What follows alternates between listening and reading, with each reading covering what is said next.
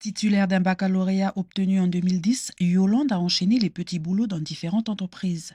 En janvier dernier, elle s'est décidée à rejoindre l'école de la réussite. Même si après les événements de mai dernier, elle n'a pas pu se rendre en apprentissage durant près de 2 mois, elle a préféré y retourner dès la réouverture en juillet. Parce que j'ai confiance en l'école.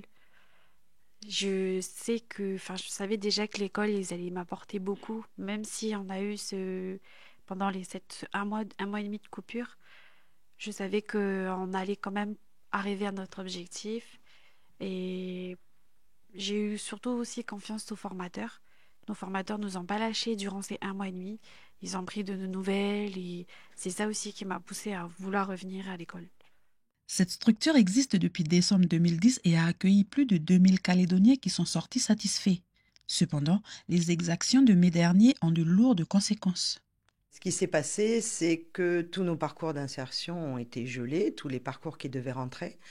Nous avons quand même conservé les 3 parcours qui étaient en cours, dont celui de la jeune femme que vous avez interviewée. Et puis, tous nos stagiaires qui sont inscrits dans les parcours attendent impatiemment la reprise.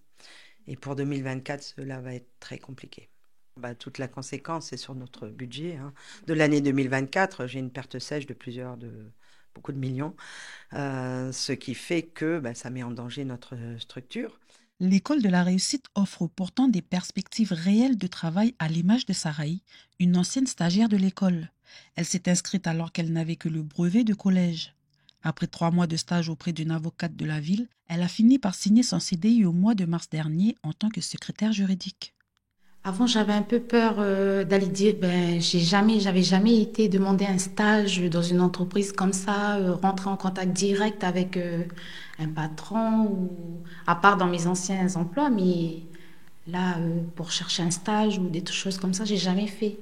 Puis là-bas, ben, on apprend beaucoup à parler, comment rentrer en contact avec les chefs d'entreprise et différents responsables des entreprises.